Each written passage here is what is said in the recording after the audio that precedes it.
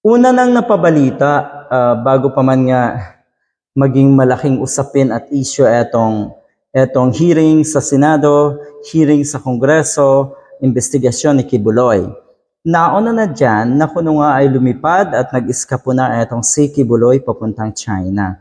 Yan naman ay walang confirmation dahil makikita natin online sa mga social media platforms na yun nga, naandito lang naman daw etong si Kibuloy. So parang palabas din siguro yon ng kampo ni Kibuloy na kuno nga ay umalis ng bansa at nagtungo sa China.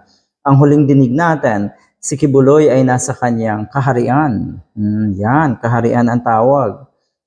Kaharian sa Davao City, naandyan lang daw. So siguradong mabilis at madali lang arestuhin etong si Kibuloy.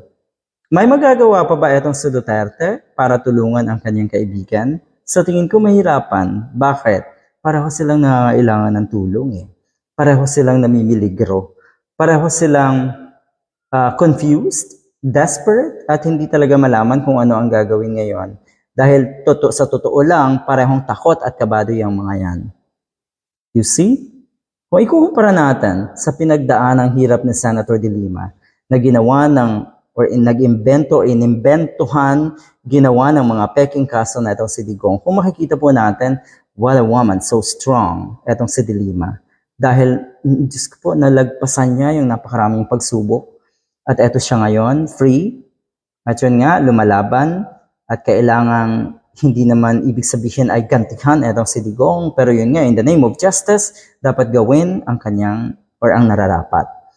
Kung ano yung nararapat gawin, syempre nga dito kay Digong. So balikan natin itong dalawang ito. Takot na takot yung mga yan. At sino ang naging instrumento para etong si Kibuloy, halimbawa, ay lalong matakot? Isang babae rin. You see? Babae, ang gustong patumbahin ni Digong, hindi nagtagumpay, babae ngayon. Ang siguradong magpapatumba dito kay Digong. At pati na rin si Kibuloy. Kaya, yun nga, in the world full of Robin Padilla, sana tayong lahat ay maging Risa Ontiveros, nag-iisip ng tama at ginagawa ang kanyang trabaho. Eto yun, posible kasing tumakas talaga etong si Kibuloy So, kung titignan natin, kung talagang hindi ka guilty at wala kang kasalanan, wala naman siguradong threat, kaya nga pinagtawanan neto nasa Malacanang, yung kuno ay assassination plot laban kay Kibuloy na sa totoo lang wala naman talaga gawa-gawa ni Kibuloy. So napaka-posible ring isipin na anytime ay pwedeng tumakas nga itong si Kibuloy dahil in effect na yung mga arrest warrant na yan from the Congress at syempre from the Senate. In effect na po. Kaya ito po ang mariing utos na itong si Senator De Lima, Senator Ontiveros. Sabi niya, inuulit ko po ang aking panawagan sa Bureau of Immigration na siguraduhin na sa lahat ng borders ng ating bansa, sa lahat ng ports of exit ay hindi makakatakas sa si Kibuloy. Dagdag pa ni Ontiveros. Totoong posible at nasa plano yan, yung pagtakas. Dahil kung titignan niyo po, abay, sa napakarami ng attempt to call the attention of this pastor nga para sa mga investigation na yan, talagang binastos, talagang binaliwala niya. At yun nga, may pinahatid pa na mensahe na babaliwalain or hindi talaga daw ang attend atong si Kibuloy ng hearing sa Senado in particular. Yung sa Kongreso ay mukhang ganun din ang nangyayari, kaya yung warrant of arrest ay in effect na rin, coming from the Congress. So eto yon, dapat lang talaga. Dapat hindi payagan na makaalis.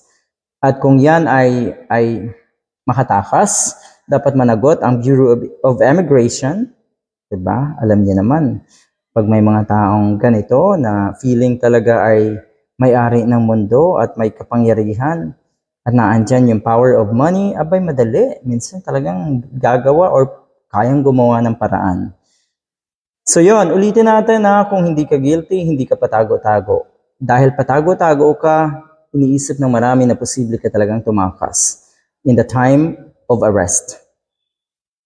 Usually po, ang mga nag-aatras ng isang administrator, ang nag-uutos ng isang administrator sa kanyang properties o nag-aatas, ay isang tao na hindi kayang siya ang mga siwa sa mga properties niya. So ganon kataas, kalaki ang pagtitiwala at pagsasakamay ni Kibuloy kay Duterte sa kanyang mga ari-arian. Yun nga, ginawang administrator na si Kibuloy, si Duterte sa kanyang mga ari-arian at syempre yung kingdom of blah blah blah kung ano man yan. So ang sinasabi dito ni Senator Riza Ontiveros, solid ang tiwala. May tiwala pa rin sa isa't isa etong dalawang ito. Pero ang tanong kasi, katulad ng una kong binanggit, makakatulong ba or matutulungan ba nila ang isa't isa para makaalpas, para makaligtas dito sa kanilang hinaharap na malalaking kaso? Sa tingin ko, hindi na. Sa tingin ko, wala ng power etong si Digong. Sa tingin ko, darating din sa punto na etong dalawang ito ay maglalaglagan. Exciting. Good luck!